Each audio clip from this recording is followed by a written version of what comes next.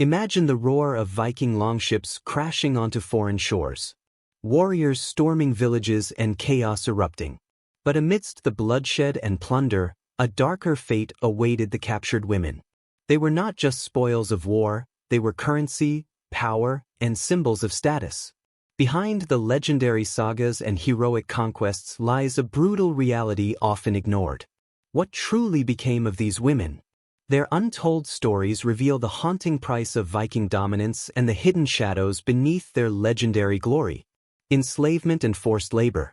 Women captured by Viking raiders were frequently reduced to the lowest social class in Norse society, known as thralls or slaves. These women were taken from lands such as Ireland, England, and the Slavic regions, enduring a brutal transition from freedom to servitude. As thralls, they performed grueling domestic tasks, including cooking, cleaning, and caring for children, while also toiling in agriculture and textile production. The Landnámabók, an ancient Icelandic text documenting the settlement of Iceland, mentions the presence of these enslaved women, highlighting their integral yet tragic role in Viking households. Some were even given as gifts or traded as commodities, emphasizing their lack of autonomy and the harsh reality of their existence. The life of a thrall was marked by hard labor, social stigma, and a lack of personal freedom. They could be killed or punished at their master's discretion. A harsh reality noted in the Gulathing law, which permitted owners to treat thralls as property. This status was passed down to their children, ensuring a cycle of enslavement.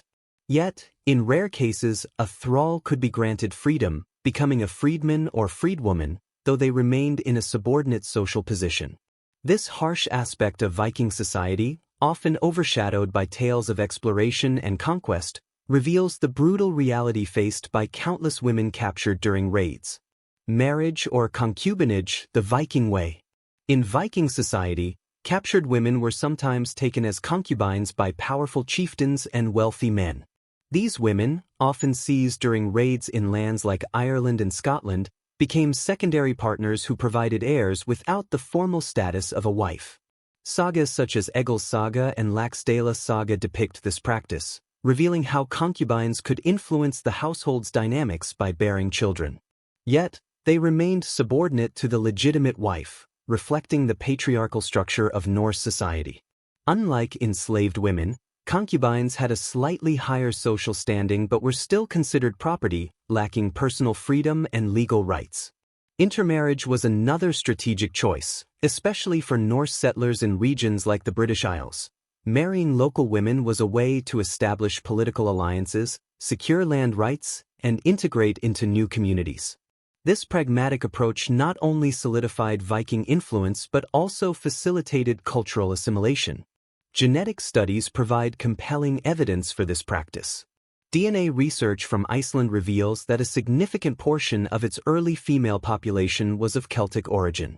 This supports historical accounts of Norse raids and the integration of captured women into society. Ransom and trade as commodities.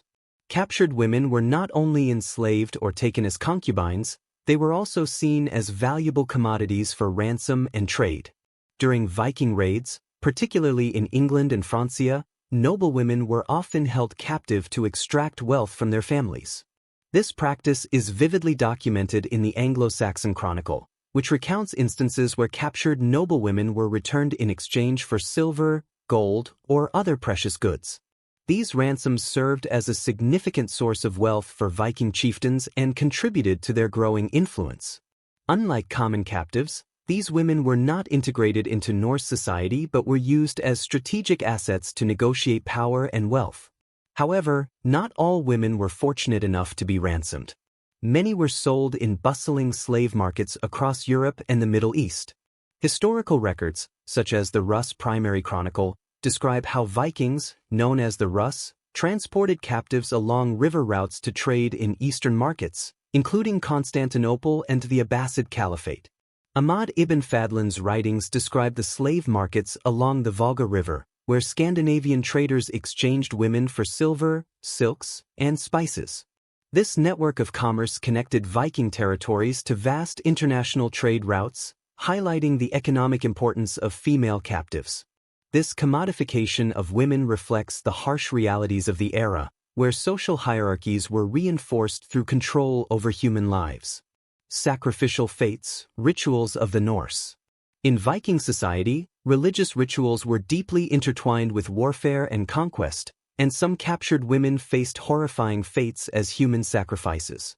The most detailed account of this practice comes from the Arab traveler Ahmad Ibn Fadlan, who witnessed a Viking funeral along the Volga River in 922. In his writings, he described how a female slave was chosen to accompany her master in death, believed to serve him in the next life. The ritual was complicated and cruel. After days of preparing, the chosen woman was given strong drinks, most likely to weaken her senses. She was then attacked in a cruel way by several men as part of the ceremony. Finally, she was choked and stabbed by an elder woman known as the Angel of Death, a religious woman who did the sacrifice.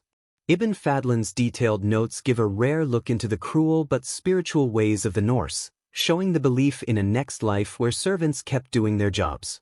While Ibn Fadlan's words are the most clear, other old sources also point to similar actions. Rimbert's Vita and Scary talks about human killings during religious events, especially for important leaders.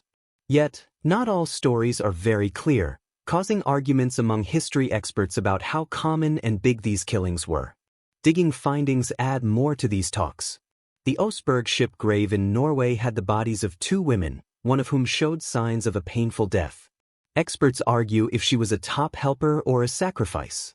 Same type of findings at Trelleborg in Denmark show ceremonial deaths, but people still argue due to the lack of clear proof. These findings show the deep and often cruel side of Viking religion, where human life was sometimes seen as the biggest gift to the gods. The end of women caught by Vikings shows a scary part of history, one full of slavery, abuse, and cold-hearted use. Whether forced into work, taken as side wives, traded for money, or even killed for religion, their lives show the cruel truths behind Viking growth.